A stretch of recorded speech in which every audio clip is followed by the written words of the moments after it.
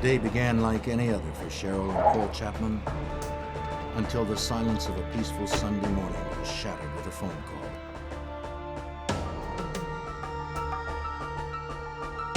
Cheryl's sister Nancy had not shown up for work, and several attempts to reach her by phone were unsuccessful. The Chapmans, sensing something must be wrong, Nancy? rushed to her apartment.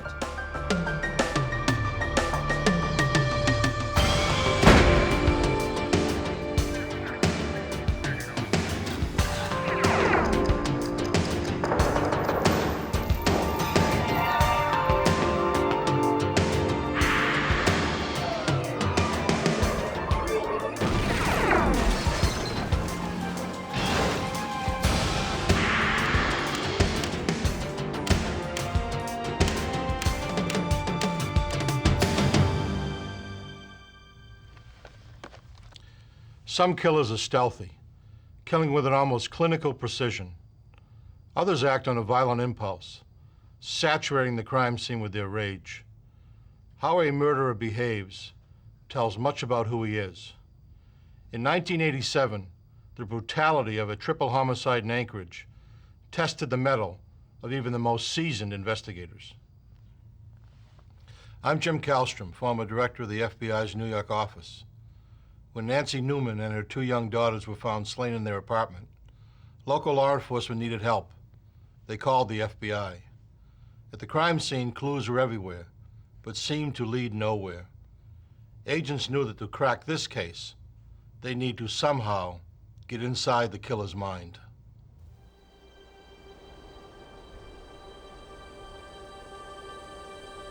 Alaska sits on the edge of the wilderness, seemingly isolated from the rest of the world and its troubles. Its inhabitants are united by the beauty of the landscape and a mutual respect for the self-reliant nature of the community. On the rocky coast of northern France, where the Atlantic Ocean crashes ashore, the villagers of Karnak wake up each day to... It was shortly before 8 a.m. on a Sunday, March 15th, 1987. Cheryl and Paul Chapman were awakened by a phone call. Cheryl's sister, Nancy Newman, was hours late for the breakfast shift at the restaurant where she worked. Nancy's shift manager told Cheryl that Nancy's car was in the restaurant parking lot, but Nancy was nowhere in sight. Maybe the Chapmans should check on her.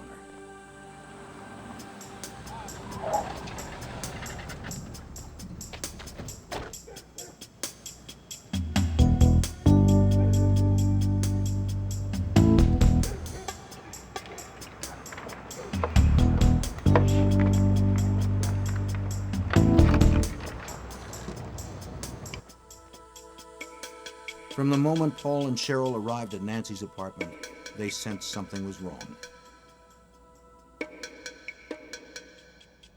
There was no sign of Nancy. Her two daughters, 8-year-old Melissa and 3-year-old Angie, were nowhere in sight.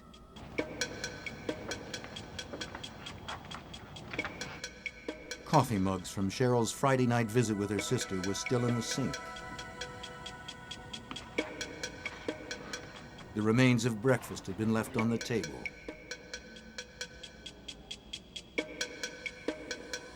The tin where Nancy kept her tip money sat empty.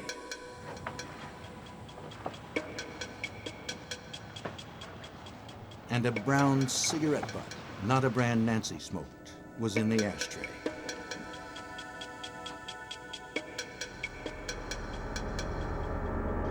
Nancy? Nancy? In Nancy's bedroom, Paul made a gruesome discovery. He found Nancy lying beaten and lifeless on her bed. Paul rushed to the other bedrooms to find Nancy's two girls. To his horror, he found Melissa and Angie brutally murdered.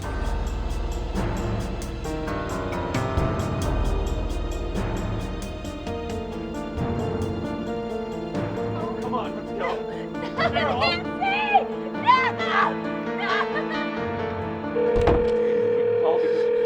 Emergency? Yeah, trying to get the police, please. What's the problem there? It's been a homicide. Return a homicide? Our sister-in-law didn't show up from work. They called us at our house when Norfolk seen her. We came over to find her. Where at? 4310. 43. And it's terrible. Just send somebody to see me today. Well, we've got someone on right now.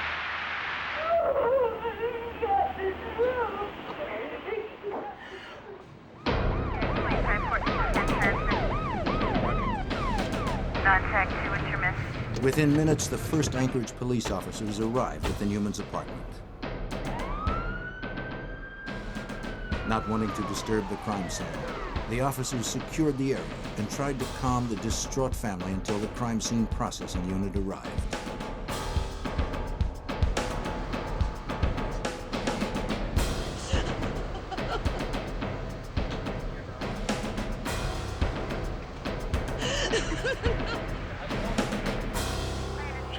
What police found was horrific.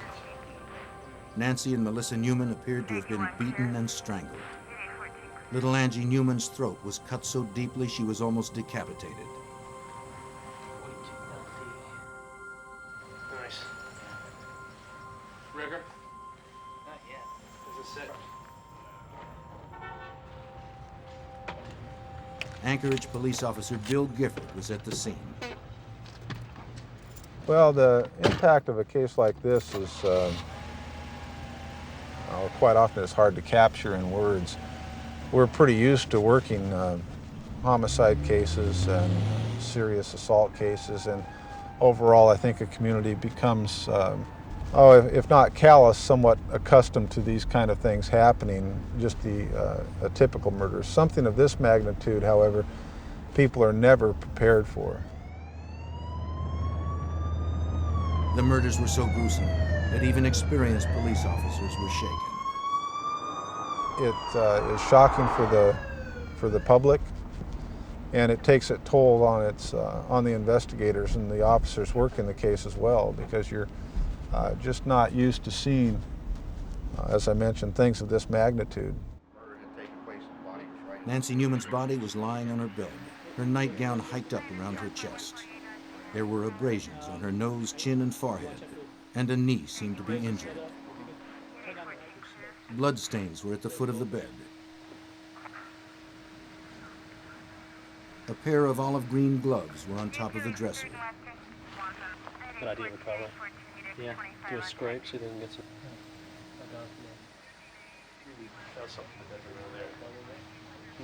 Down the hall, Melissa Newman was found on her back in the middle of her room. A bloody, twisted pillowcase under her neck. Another pillowcase had been used to tie her arms.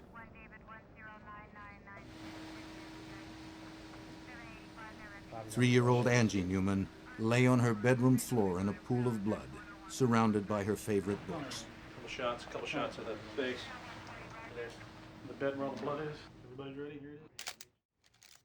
Bloodstain pattern analysis often yields clues. The positions of the victims and killer, the movements of the victims, and the number of blows struck can be reconstructed by an experienced examiner. In this particular case, it assisted us in establishing a sequence of events. Stains found on Nancy Newman's bed suggested that she and Melissa had been forced down the hall to her mother's room, where they were assaulted. And stains on the hallway carpeting indicated that Melissa was then returned to her room and killed there.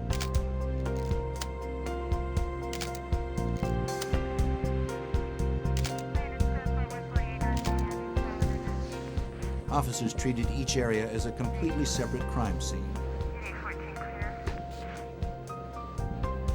First, they determined the type of physical evidence that was likely to be found, and then the order it should be processed. How are we doing? Given the horrific nature of this crime and the lack of an obvious suspect, investigators knew that every possible piece of physical evidence was potentially invaluable. Here, all these plates. Anything else was covered all yet? Super. Great. Detective Sergeant Michael Grimes was in charge of the Anchorage Police Department's Homicide, Assault, and Robbery Unit. I knew that they were going to be in this crime scene for hours and hours and hours. This immediately is what we identify as a forensic case. There was very little disturbed by them when they found the bodies, so we were very fortunate in that respect.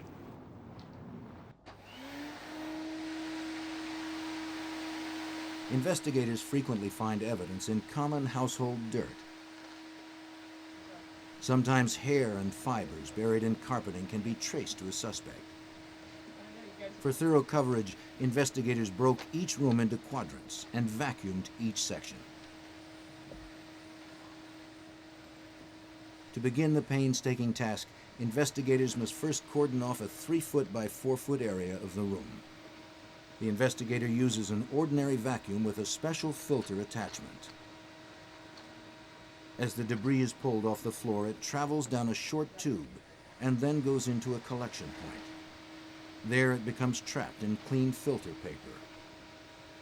Once a quadrant of the room has been processed, the filter is removed and placed into an evidence container.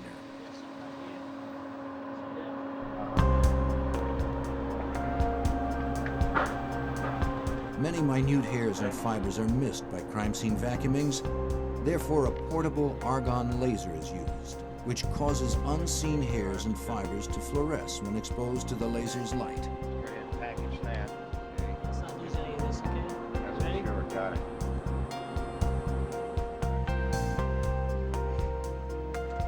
A technique called luminol processing was also used to look for traces of blood. If present, the luminol spray will cause the proteins in the blood to fluoresce, making them visible to examiners.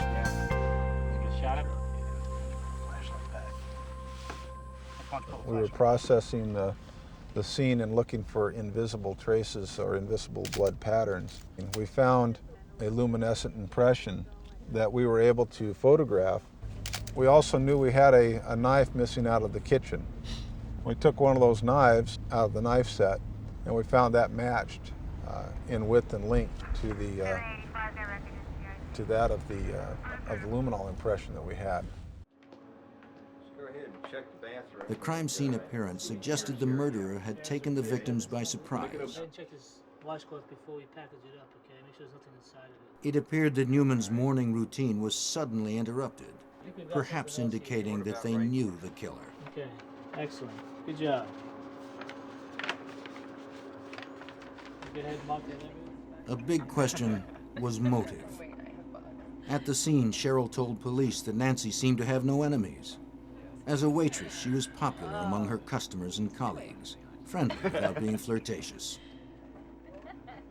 And what possible motive could explain the rage inflicted upon 8-year-old Melissa and 3-year-old Angie? Did you have a good time tonight?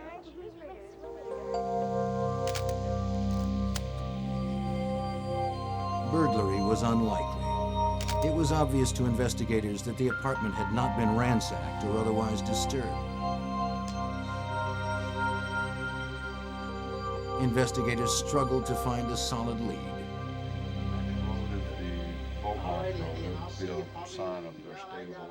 Detective Bill Reeder worked the case from the beginning. The initial lead came from the scene itself, that we could find no signs of forced entry. So that kind of leaned us toward looking at people that had access to the apartment or knew the victims. Immediately, the questioning began. Neighbors, family and friends, anyone who may have had information.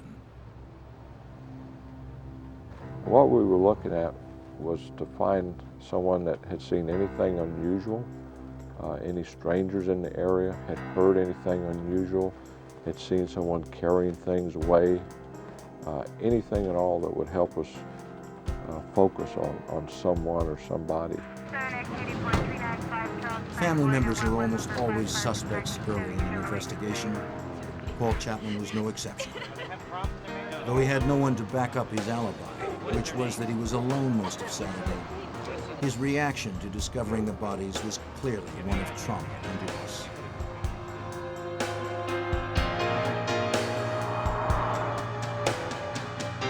Investigators spoke with everyone close to the family and learned that Nancy Newman was happily married to John Newman, the father of their 2 girls.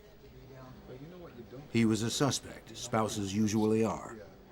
But John Newman was in California training to be a locksmith at the time of the murders. Another way to eliminate a suspect is to watch and continue to talk to him. John never gave us any indication other than he wanted this case solved. He was extremely distraught, gave all the signs that anybody would give under the circumstances. Because the Newmans lived in a multi-unit apartment complex, Detective Grimes knew that interviewing neighbors in the immediate area would be a daunting task.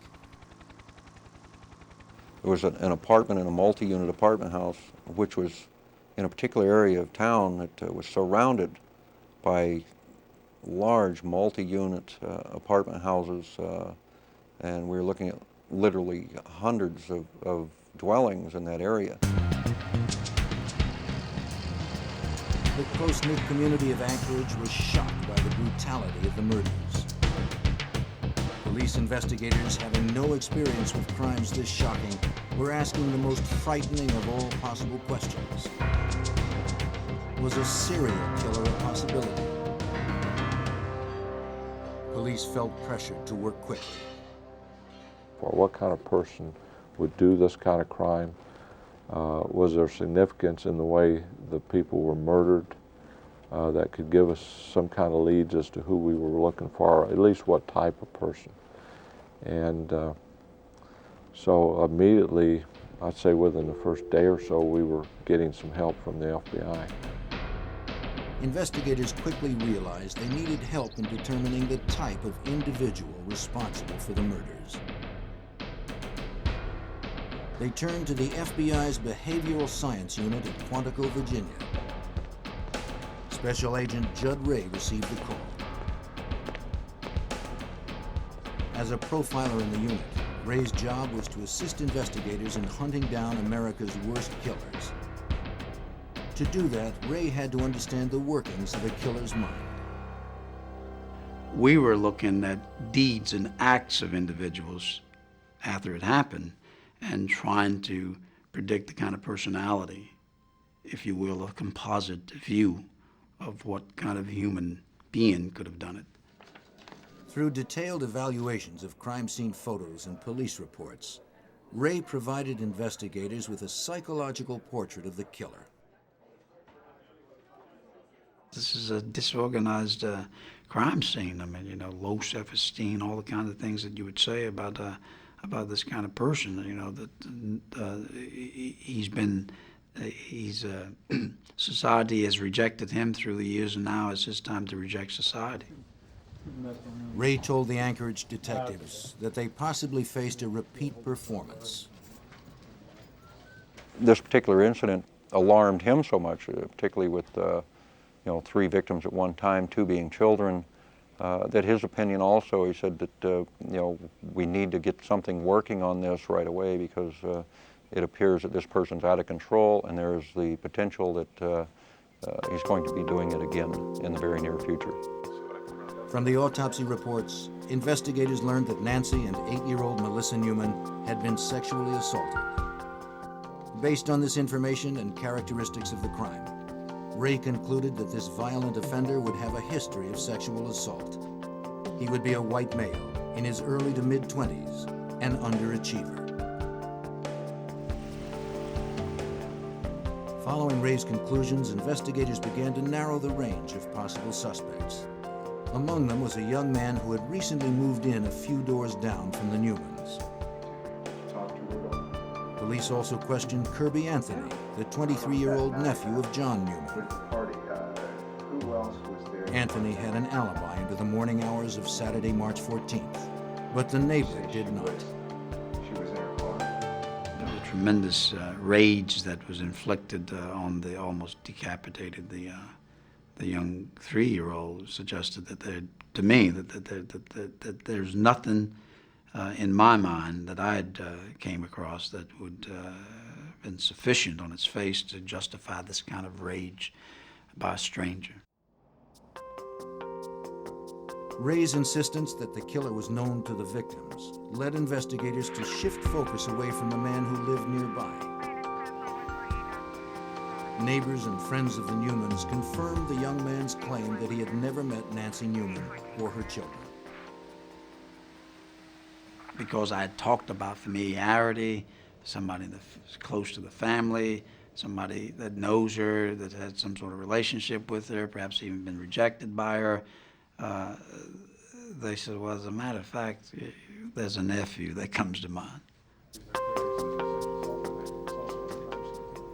As investigators continued questioning possible suspects, the volume of evidence that had been collected from the crime scene was taxing the limits of Alaska's state crime lab.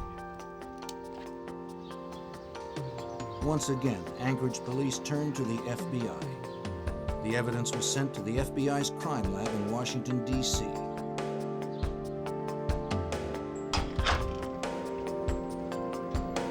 Hair and fiber expert Doug Diedrich was given the case. Diedrich began by sorting through the evidence, searching for any link to a suspect. Hairs, fibers, glass particles, soil, paint chips, anything that may have been transferred during the killer's violent contact with his victims. Altogether, I believe I looked at over 300, close to 400 items of evidence from the crime scene, from the victims, from elimination samples from different people, both suspect and relatives and possible acquaintances. Fibers are unusually difficult to trace, and because no one knew what the killer was wearing during the murders, there was no basis in which to compare recovered fibers. The varieties that are out there are endless, so that when an individual in a case, for instance, who is wearing a particular type of clothing transfers fiber material, that evidence will be considered to be unique. Even though they may have made a number of garments of the same type, by the time it gets out into the public, this material is dispersed like a drop of oil in the ocean. It's there, but it's hard to find. Distinct fibers, amounting to less than a thimbleful of evidence, were recovered from throughout the Newmans' apartment. Diedrich's expertise of fiber transfer, however, enabled him to reconstruct the suspect's movements during the crime, giving investigators a clearer picture of what actually transpired in the apartment.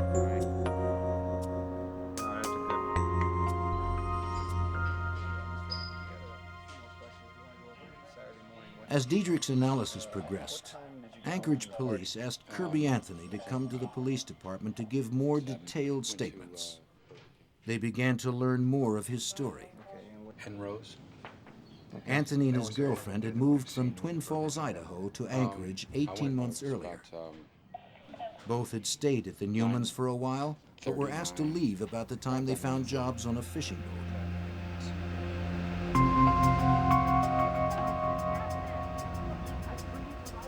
And I'm grateful, but we're not married. He and his girlfriend split up while working on the boat after Kirby accused her of having an affair with the skipper.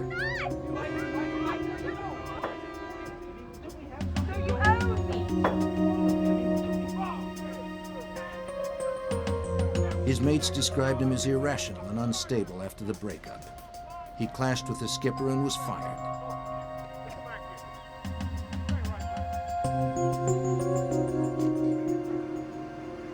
He returned to Anchorage alone on February 14th, 1987.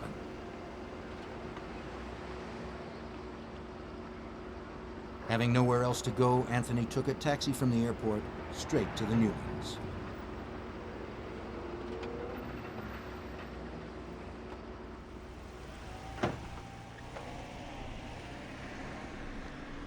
Through Cheryl Chapman's continued assistance, police learned that John Newman was upset over his nephew's return to the Newman household during his absence. At the same time, the situation was becoming increasingly uncomfortable for Nancy.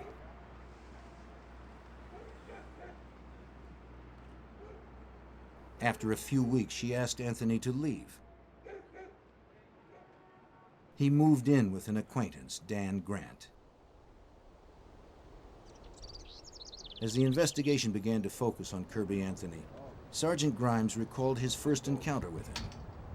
The day of the murders, Detective Grimes took on the task of notifying Anthony about the deaths. I told him that we had some bad news for him, that his aunt and her two little girls had been found dead just earlier that morning.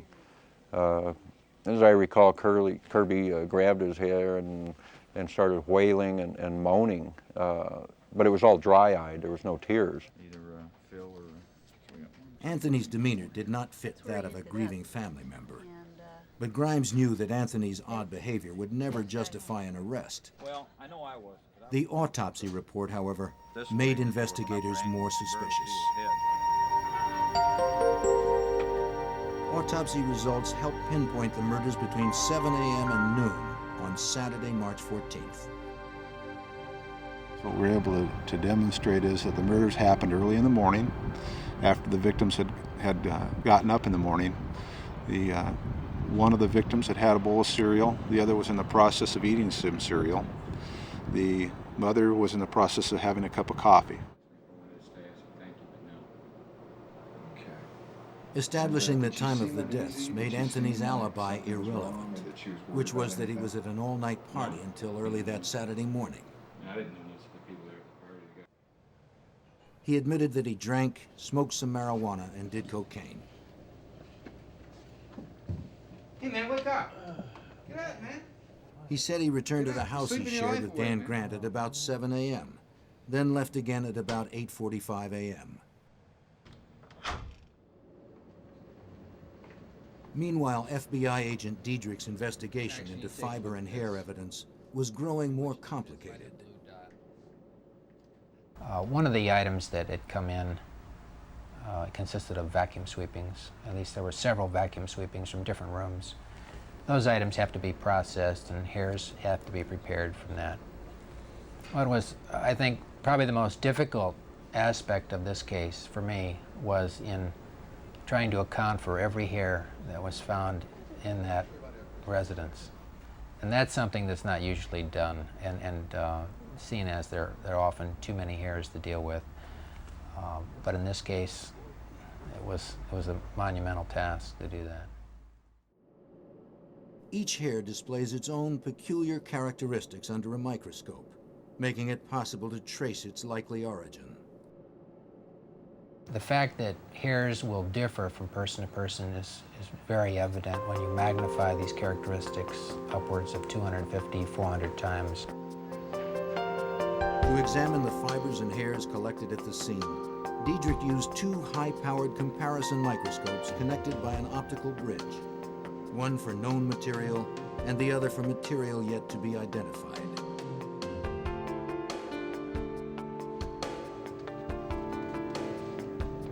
Because Anthony had lived with the Newmans for a while, his hair was likely to be in the apartment.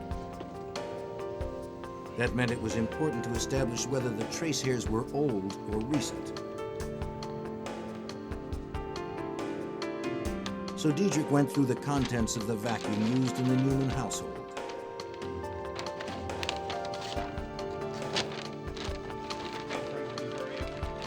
Because of the vast quantities of hairs and other items that were found in the bag, I had to look at the vacuum bag from a layer standpoint. That is, what was the most recently deposited or recently vacuumed material.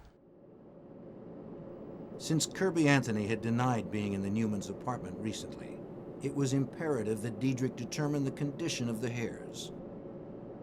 The condition of the surface of hairs, the condition of the ends, the roots, will often indicate how long a hair may have been in a particular environment. Working his way through the layers of the Newmans' vacuum bag, Diedrich found some of the same types of hairs that did not appear to belong to any of the Newmans. These hairs had been recently deposited. In addition to the vacuum sweepings, unidentified pubic hairs were also found on the victims and inside their bedrooms. To To determine the significance of these findings, Diedrich now wanted to know how hairs usually are transferred from one room to another. So he conducted his own experiment. It was a question as to how likely would it be to find somebody's hairs, say pubic hairs, in different areas of a home. So I designed a little experiment where I took a vacuum home, crime scene vacuum, to my house and vacuumed 4 bedrooms over a 2-week period, same time every day, just to see what types of hairs might be found. I was focusing mainly on pubic hairs. Diedrich preserved the material from every sweeping. He then compared the hairs from those sweepings with known hairs from himself. Diedrich was able to conclude that the hairs did migrate from room to room, mostly by sticking to socks or other clothing. The hairs deposited at the beginning of the experiment were deeper in the vacuum debris and therefore more damaged. The more recently deposited ones were not.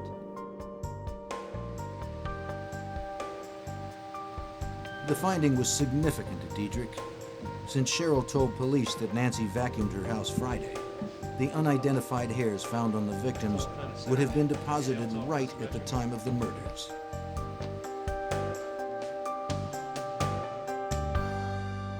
Under microscopic scrutiny, an important piece of evidence was revealed.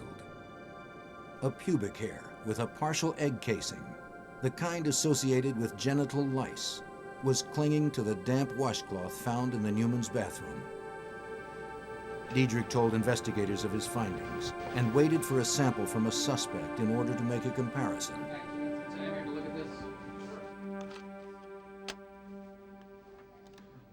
There were at least a half a dozen individuals who were considered prime suspects. Investigators received lists from the State Corrections Department of people recently released who had a history of sex crimes or violence. Some of them were living in the area close to the Newmans. To eliminate these individuals as suspects, each one was extensively questioned and all of their alibis were checked out.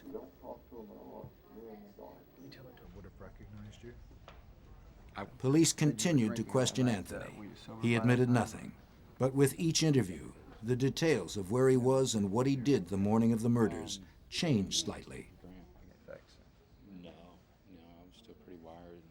That was kind of an indicator of what we were going to be dealing with Kirby from the get-go, was these little lies that weren't necessary but were thrown out to us. Unaware of Diedrich's hair analysis, Anthony was asked by investigators to submit hair and blood samples. Wanting to appear cooperative, he voluntarily submitted the samples. They were rushed to Diedrich for comparison. The next day, Diedrich notified investigators that Anthony had pubic lice.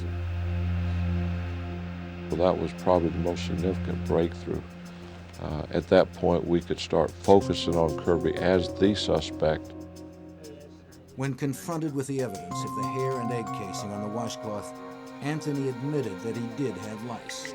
He said he had showered at the Newmans a week before the murders so as not to spread the pubic lice at Dan Grant's house. For Judd Ray, the dirty washcloth left at the crime scene told much about the suspect. The killer had cleaned himself at the murder scene. Why take the risk? Why not go home? It was obvious to me that he had to go somewhere where he couldn't go there all bloody, which sort of got into this guy's not a loner living alone somewhere. Ray's behavioral profile also predicted the killer would have been associated with a previous sexual assault. This prediction prompted investigators to look deeper into Kirby's past.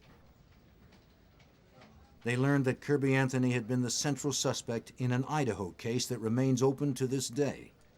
The victim, a 12-year-old girl, suffered brain damage in the attack and was unable to testify. He had just previous to coming to Alaska, been the focus of police attention down there. They had some type of outdoor picnic outing, and There was a 12-year-old that was found in the woods. She had been strangled, unconscious, near death, and she had been sexually assaulted. Their investigation pointed right at Kirby Anthony. Ray also predicted the killer would want to appear cooperative with police. They told us that the suspect would interject himself into the investigation. He would call to find out what the evidence was showing, and Kirby started doing that. What investigators did not share with Anthony was that Diedrich's other hair comparisons were also pointing to Anthony. The pubic hair found on the washcloth was only one of many positive associations Diedrich was able to make between hairs found at the crime scene and those submitted by Anthony.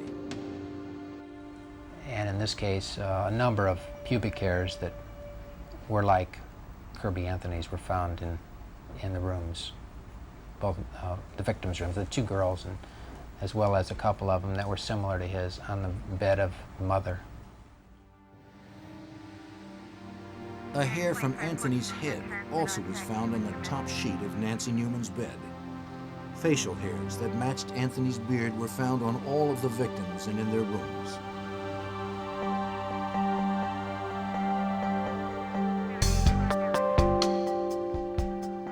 The vacuum sweepings from Melissa's room contained 9 of Anthony's pubic hairs.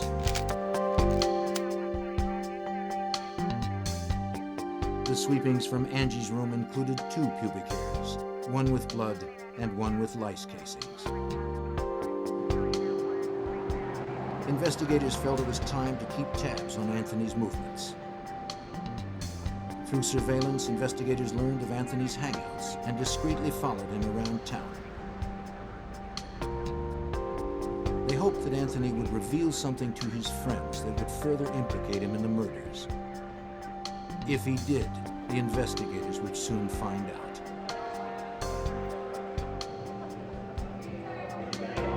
The effort paid off. One of Anthony's acquaintances told investigators that he was writing poetry on napkins and passing the poems around the table. He told one of the women that Nancy Newman had been forced to watch part of the assault. It was my aunt, 2 nieces. Investigators also learned that at one point after the murders, Anthony called his ex-girlfriend's mother in Idaho to tell her about the crime. Angie Newman had been stabbed, he said, and Nancy and Melissa sexually assaulted. In both instances, the call to Idaho and the scene at the bar, Anthony could not yet have known about the details he described. You must have read a different article. The information had not been released by police to the press, nor had investigators mentioned it to Anthony during questioning. Pretty sick. I don't remember those details. You did?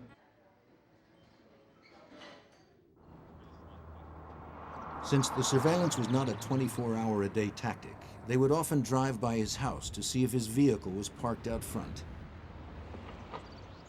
If he was home, investigators would often ask him to answer some questions.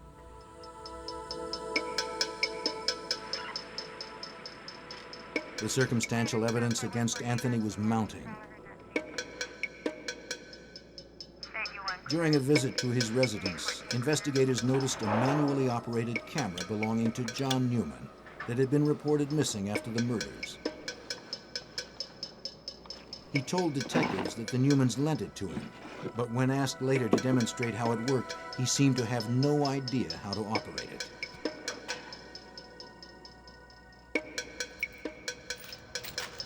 Another item missing from the Newman house seemed to be traceable to Anthony. The tip money missing from the cookie tin consisted only of coins. 3 of Anthony's friends told police they either saw him rolling coins into wrappers or saw him pay for items with wrapped coins. And then there were the prints. Anthony's palm print was found on the wall over the bed where Melissa Newman had been assaulted. Prints found on the empty cookie tin on the kitchen table matched Anthony's. His prints were also found on the living room closet door and the inside and outside of the apartment door. Another place we located one of Kirby's fingerprints was on the back side of the door to the mother's bedroom. And again, its position was significant in that it led us to believe that perhaps someone was trying to escape out of the room, and he already had some other trace evidence on his hand. He slammed the door shut, transferring not only his fingerprint, but some of the other trace evidence that was found in the scene. The evidence was overwhelming. Every suspect in the month-long investigation had ultimately been cleared, except Kirby Anthony. Appreciate that. Well, when you got home, was there anyone there? For investigators, it was time to obtain an arrest warrant. And when you got home? Judd Ray had previously cautioned investigators that the killer might try to flee if the pressure became too much. The increasing intensity of police questioning had made Anthony nervous.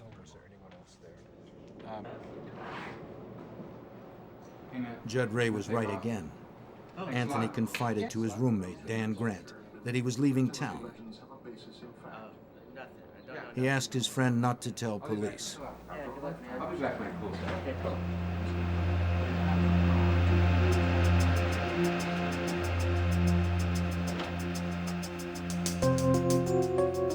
Grant was afraid to contact Anchorage police because of Anthony's notorious temper. Second precinct task.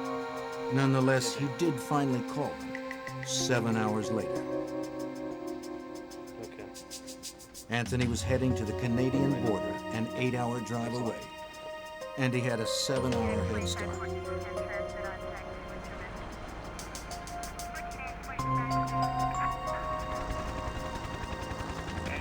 Anchorage and the Canadian border are separated by hundreds of miles of uninhabited wilderness.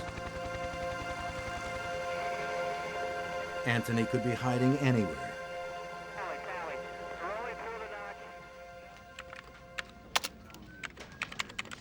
Anchorage police quickly contacted U.S. Customs at the Alaska-Canada border. They described Anthony and his vehicle and told the custom official that Anthony was a suspect in a triple homicide. They were hoping he was on his way.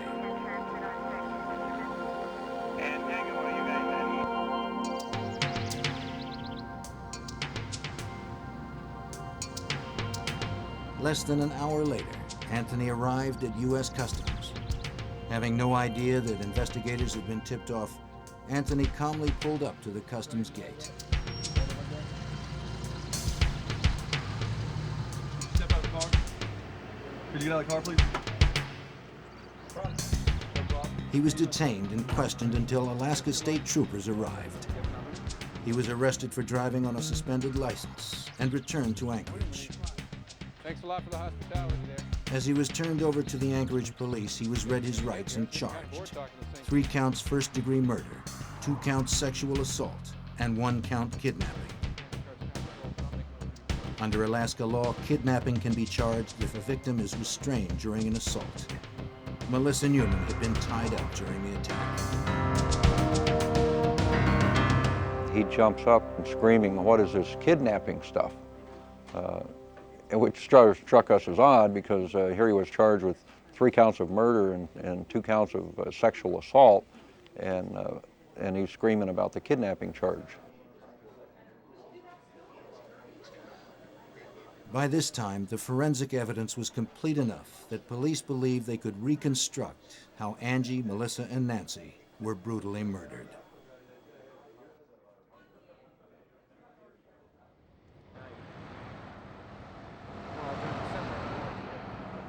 The last time Cheryl Chapman saw her sister alive was Friday, March 13th.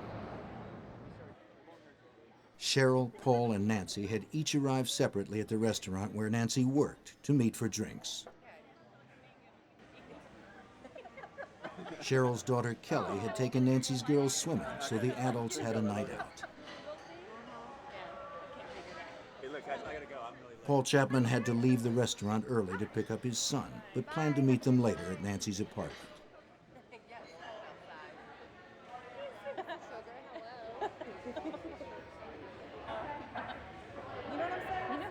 As they were leaving, Cheryl suggested that Nancy leave her car at the restaurant and ride home with her. Nancy had Saturday off, and Paul would gladly give her a ride back to her car tomorrow. I don't know. I never pay attention to. You're in, what, 11:30? Yeah. What time you come in? 11. 11. Yeah. Okay, well, I'm going to go ahead.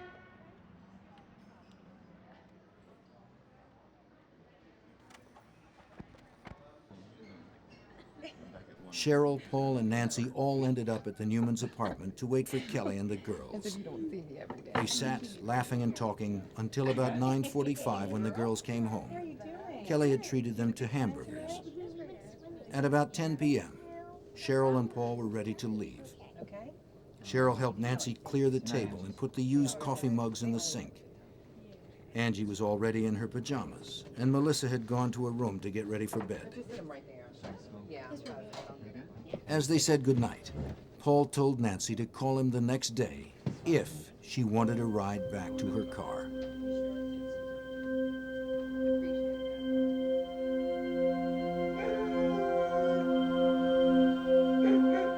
Sometime between 7 a.m. and noon on Saturday, March 14th, Kirby Anthony arrived at the Newmans' apartment.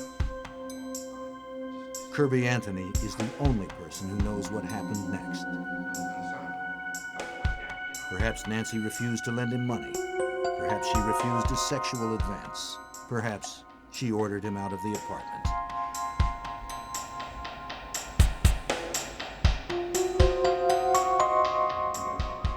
In any case, his anger boiled over.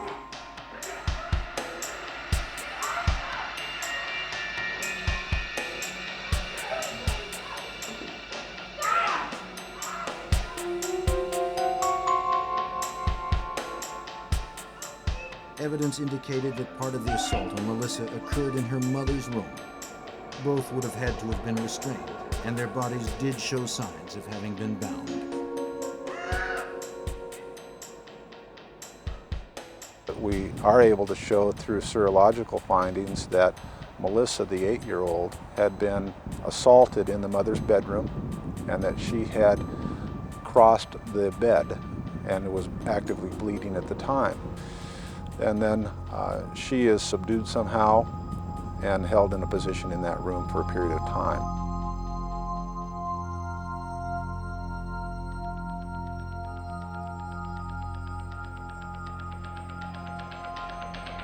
Melissa Newman probably witnessed the rape and murder of her mother. She then was taken back to her bedroom where she was assaulted again and killed.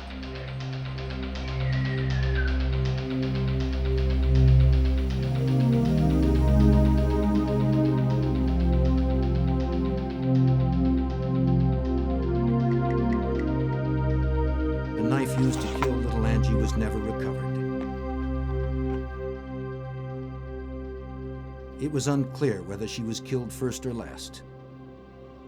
What was certain was that she seemed to be the target of a horrible, uncontrolled rage.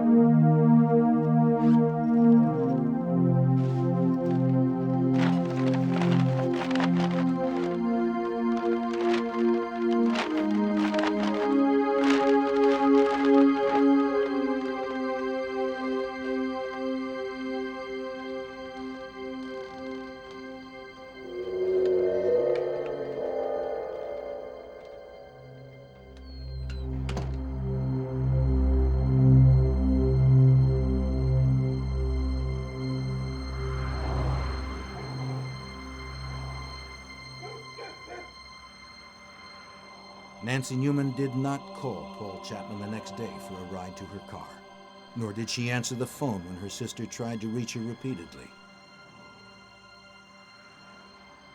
Instead, she and her 2 daughters lay dead nearly a full day before their bodies were discovered.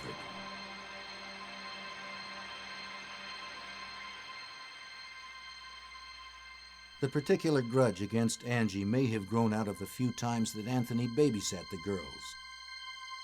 Reportedly, he had called her a tyrant. But for those close to the victims, and for investigators working the case, nothing could explain Kirby Anthony's savagery. I don't really think that you could isolate any one thing that would cause a man to fly into the homicidal rage like Kirby Anthony did. Yeah, for the most part, you know, I don't think that Kirby Anthony could even tell you why he would do something like that.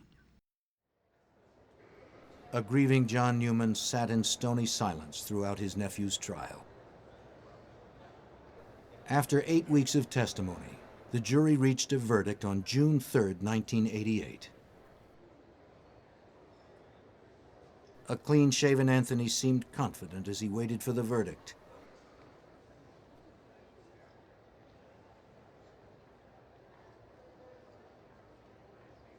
As each guilty verdict was read, Anthony's composure disintegrated until finally it shattered completely. He was sentenced to 357 years for his crimes.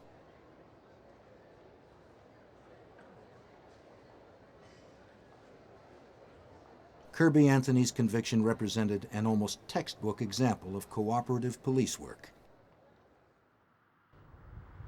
Anchorage police provided the FBI with evidence collected from a meticulously preserved crime scene. Oh, yeah? Doug Diedrich carefully analyzed the hairs and fibers and anticipated Kirby Anthony's excuses, conducting his own home experiment to refute them. Judd Ray helped police stay several steps ahead of Anthony's thoughts and actions. And for the first time, testimony of an FBI profiler was accepted in court. It was a good case to test the waters in terms of whether or not this was going to be accepted in our judicial system.